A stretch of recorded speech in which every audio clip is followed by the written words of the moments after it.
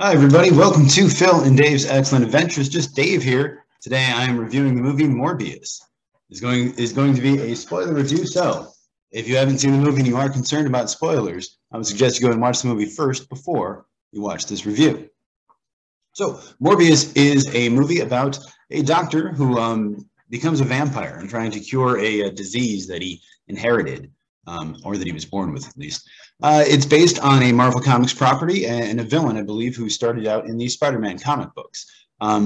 It stars Jared Leto as the character Morbius. So, as far as what I liked about the movie, I thought Jared Harris was really good, as he usually is. He's a very good actor.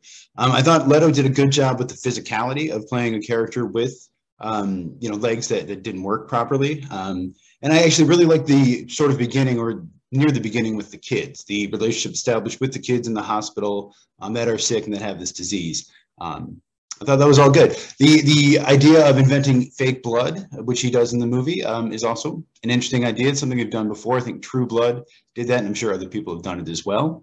And in general, I thought most of the CGI was pretty good, actually. I thought it looked fine. And I sort of liked the kind of wispy, kind of smoky kind of look that they gave his character. I don't exactly know why they did it, but I thought it looked cool. As far as what I didn't like about it, I didn't like the story.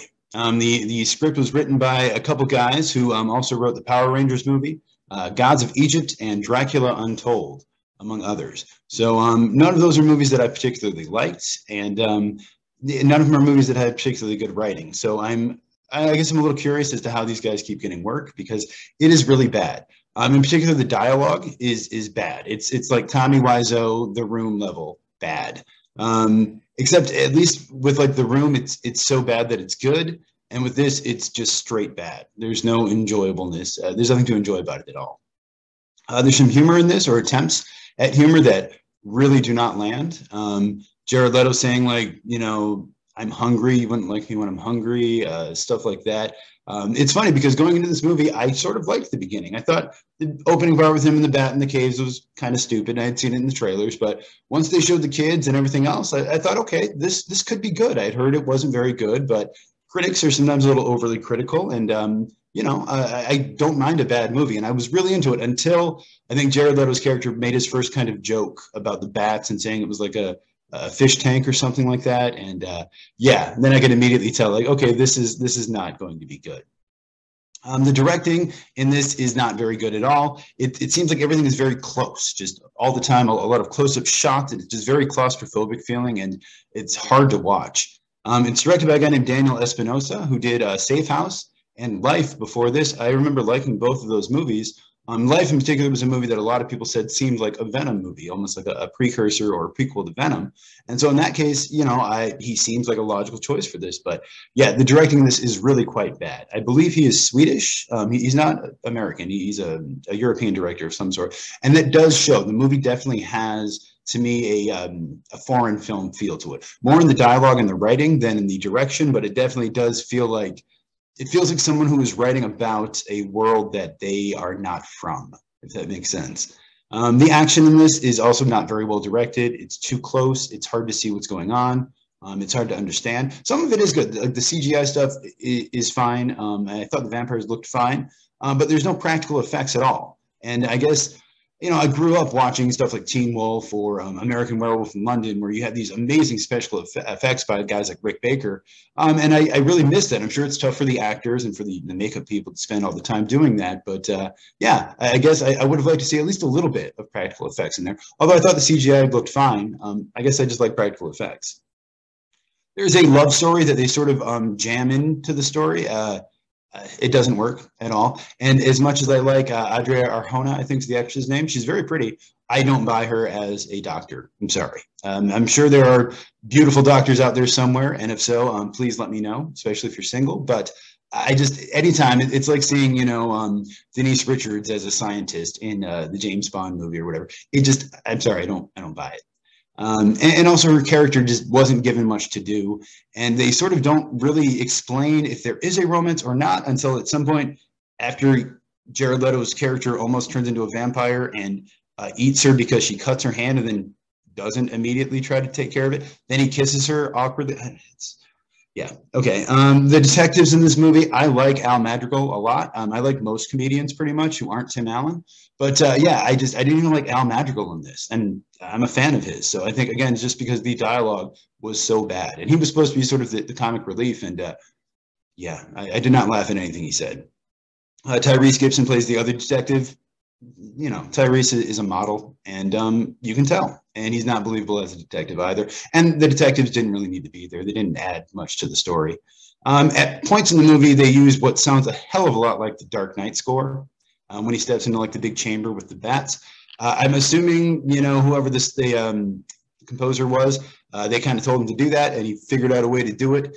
That's legal, but yeah, if you told me that was the Dark Knight score, I would absolutely believe you. There is a lot of tie-in stuff here. They talk about he works for Horizon Labs, which is a company from the Spider-Man comics that actually Peter Parker worked for at one point. And they talk about the Daily Bugle. He actually buys a copy of the Daily Bugle, and they show it a couple times in the movie, I think. There is a scene at the end, too, as well, with the Vulture that ties into the MCU movies, which is very confusing. I'll talk about that more in a minute.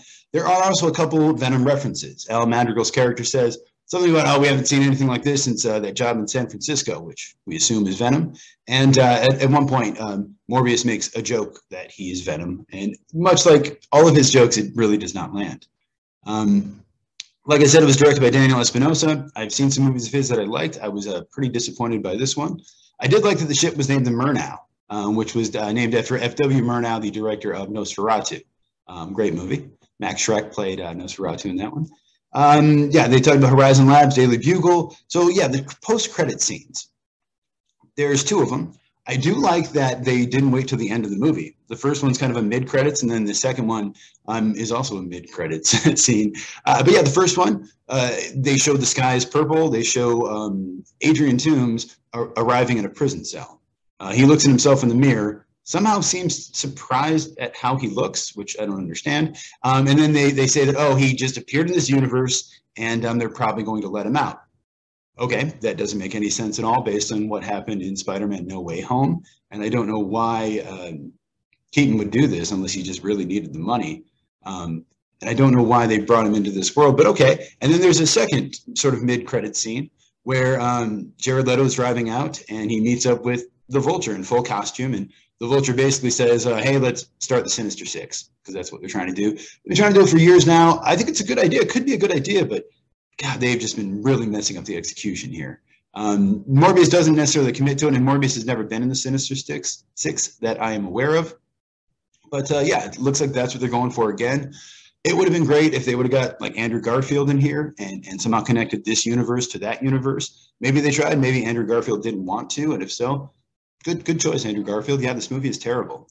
As far as my score for it, I'm going to give it a 3 out of 10. This is the worst movie I've seen this year. One of the worst movies I've ever seen, honestly. And it's the new standard for just terrible, terrible movies. So if you saw the movie, I'm sorry. I'm very sorry that you had to watch this movie, but let me know what you think of it. If you liked it somehow, please explain to me what you liked about it, because I don't understand. Thank you so much for watching. Have a great night, and I will see you here again next week.